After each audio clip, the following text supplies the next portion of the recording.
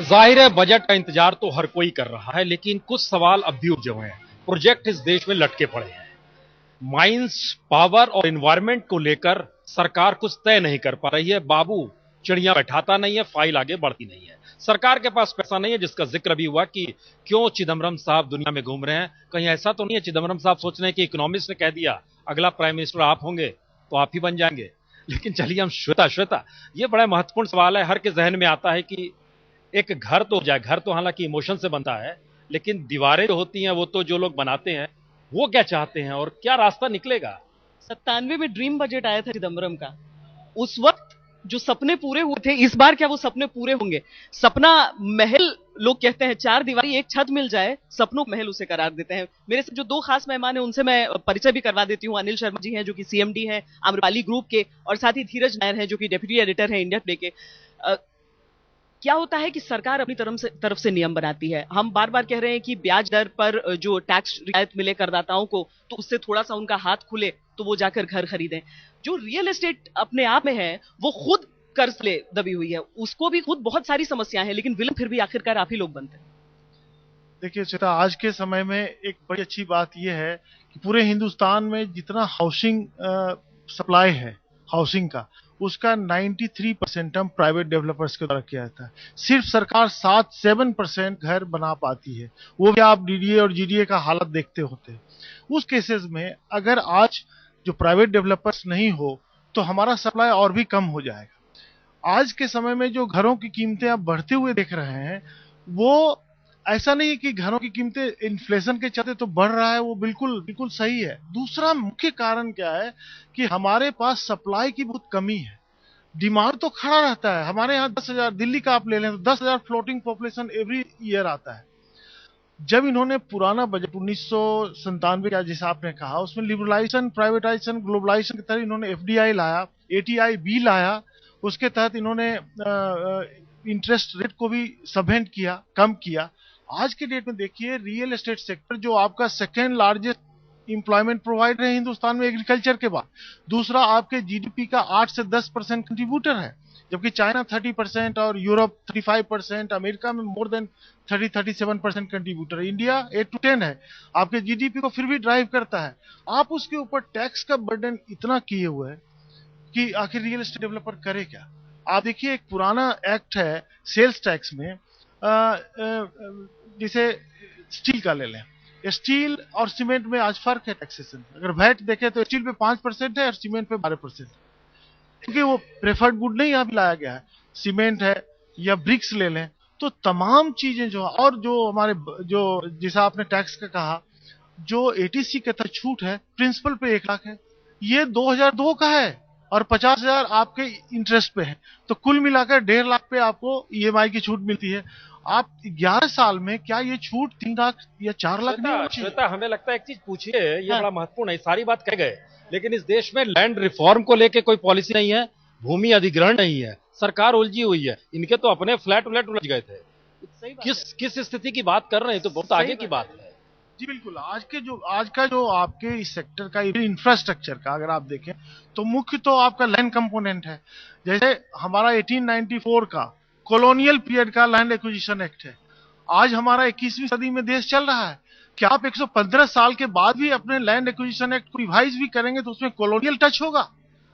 तो आपका कोई भी इंफ्रास्ट्रक्चर नहीं बन सकता है। आप रियल एस्टेट जी एक मिनट जी बताइए, आप तो सांसद भी हो, आप फैसला क्यों नहीं हो पाता? लैंड रिफॉर्म ही नहीं होगा तो आप कुछ भी इंडस्ट्रियलाइजेशन की बात कर लीजिए, किसी भी रूप डेवलपमेंट की बात करिए। प्रसन्न जी, देखिए, समस्या इसलिए है क्योंकि जब सरकार, जैसे कि जब भी लैंड एक्वायर करती है किसी प्रोजेक्ट के लिए, और किसान को जो दाम देती है और फिर जब बेचती है प्राइवेट कंपनीज को, तो उसको 100 गुना ज्यादा या 200 गुना ज्यादा, तो बेसिकली किसान को या जो लैंड बेचते हैं उनको ये सबसे बड़ा दर्द है कि उन्होंने, मान लीजिएगा कि 1 एकड़ 10,000 रुपए में दिया, सरकार किसी डेवलपर को। देखिए, आप फिलोसफिकली चीजों को बात कर, हम जरा सा इसमें, और आप जरा पूछिएगा, लेकिन अंजना हमें लगता है प्रसन्नजीत इस बात का जवाब देना चाहिए। बिल्कुल, इतने प्रसेनजीत इसका stages भी और हैं अलग जी लैंड की भी रिफॉर्म बातों का जवाब देना चाहें। प्रसेन नहीं, पहला चीज तो ये है कि अगर हमारे देश का विकास होने का मतलब अमीरों को और अमीर बनाने से ही देश का विकास हो सकता है, ऐसा अगर हम सोचे, तो ये सोच जो है दुनिया भर में, इस सोच का नतीजा अभी हम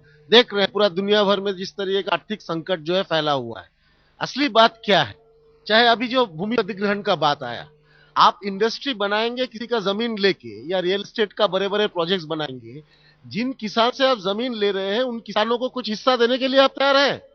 उस विकास में, जो देश में विकास हो रहा है, उस विकास का हिस्सा मजदूर जो हमारा स्टेल एक्ट है 1894 का स्टेल एक्ट है, उसमें जो टेन्योर होल्डर हैं, किसान हैं, उनके हितों की रक्षा नहीं की गई है। आज के डेट में आप उनके हितों की रक्षा करें तो कम से कम 21वीं सदी में आप ऐसा एक्ट बनाएं कि आपका इंफ्रास्ट्रक्चर भी इन प्लेस में हो और जो हम टेन्योर होल्डर हैं, किसान हैं, उनके भी हितों की रक्षा हो।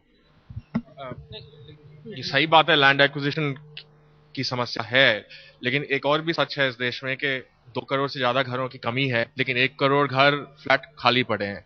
इसका क्या मतलब है? बने हुए हैं लेकिन लोग अफोर्ड नहीं कर पा रहे हैं। तो उस एक वर्ग है जिसके लिए वित्त मंत्री इंटरेस्ट रेट सबवेंशन, जैसे आपने कहा पहले, वो कर सकते हैं, ब्याज दर कम कर सकते हैं कि वो अफोर्डेबल हाउसिंग सेगमेंट पे फोकस करें। ऐसी बात नहीं है कि घरों की कमी है। दूसरी बात, लैंड एक्विजिशन, अभी इतना लैंड है, उस पर फ्लोर स्पेस इंडेक्स अगर बढ़ाया जाए तो ऊपर मंजिलें ज्यादा बनाएं। अगर कम लैंड है, लैंड अक्वायर नहीं कर पा रहे हैं, तो 10 मंजिलें 15 मंजिलें क्यों नहीं बना सकते दिल्ली में? अगर दिल्ली में 15-20 मंजिलें की बिल्डिंग बनाए तो दाम ऑटोमेटिकली कम हो जाएंगे। सही बात, समाधान बहुत है प्रसून, लेकिन शायद मंशा नहीं है, ऐसा ही लग रहा है। करोड़ों में घरों का दाम पहुंच गए हैं। किसानों की बात यहाँ पर करते हैं। देखिए, किसान हित की बात हर कोई करता है, गरीब आदमी की बात हर कोई करता है, लेकिन जैसे ही अमीर किसानों के टैक्सेशन की बात होती है, सब चुप क्यों जाते हैं? आप इस पर देखिए, मैं तो कहूंगा 2 चीजें हो रही हैं। एक, इंडस्ट्रियल गुड्स के प्राइसेस गिर रहे हैं क्योंकि डिमांड कम होती जा रही है। एसेंशियल्स के डिमांड प्राइसेस बढ़ रहे हैं क्योंकि सप्लाई कम हो रही है। अब अगर एसेंशियल्स के प्राइसेस बढ़ रहे हैं तो फार्मर्स को मिल रहा है पैसे, अगर नहीं मिल रहा है तो किसके पास जा रहा है? नहीं, अगर फार्मर्स को अलग जी, आपका जवाब देना चाहते हैं। Let me finish my point. ठीक है। अगर आप कह रहे हैं कि सब चीज, अनियंस के, टमाटर के, सब, तो किसके पास वो पैसा जा रहा है? अगर आप अच्छा हुआ ये मुद्दा एफडीआई की भी बात हो जाए। एक सेकंड, मुझे मालूम है, मैं दोनों पॉइंट दे रहा हूं कि अगर तो फार्मर्स के पास जा रहा है तो ठीक है, तो देयर इज नो प्रॉब्लम। अगर फार्मर्स के पास नहीं जा रहा है और आप कह रहे हैं मिडिल मैन या बिग फार्मर्स के पास जा रहा है, तो टैक्स आप 5% उनके ऊपर लगा दीजिए। Why do you need to increase person? I am coming to the point के इतना आपको मालूम होना चाहिए, 50,000 लोग, सिर्फ 100 करोड़ लोगों से 50,000 लोग, 60% ऑफ इंडिया पर्सनल टैक्सेशन उनके पास से आ रहा है। आप कह रहे हैं वही 50,000 रुपए के 50,000 लोग और करोगे? आप ब्रॉड बेस करिए, फिर ब्रॉड बेस करिए। नहीं, ये नहीं, कोई ऐसा गलतफहमी में मैं नहीं हूं। हमारे देश में अमीर किसानों को टैक्स देना चाहिए और हमारे देश में टैक्स बेस को बढ़ाना चाहिए, इस पे कोई मतभेद नहीं है। लेकिन आप ये जो बोल रहे हैं कि हमारे देश में अभी पूरा ब्रिक्स देश देख लीजिए, ब्राजील, रशिया, जो हमारे देश जैसा तुलना कर सकते हैं, ऐसे देशों में टैक्स जीडीपी रेशियो सबसे कम हमारे देश में है। अब अमेरिका का बात छोड़ दीजिए, बाकी डेवलपिंग देशों से भी कम। यानी हमारे देश के अमीर लोगों के पास जितना धन है, अभी सोना, हमारे देश में करोड़ों करोड़ रुपया का सोना का आयात हो रहा है। यहाँ भी है, इसके तहत जो है अच्छा फायदा हो रहा है हमारे देश में। टैक्स का दायरा बढ़ाने की बात चल रही है।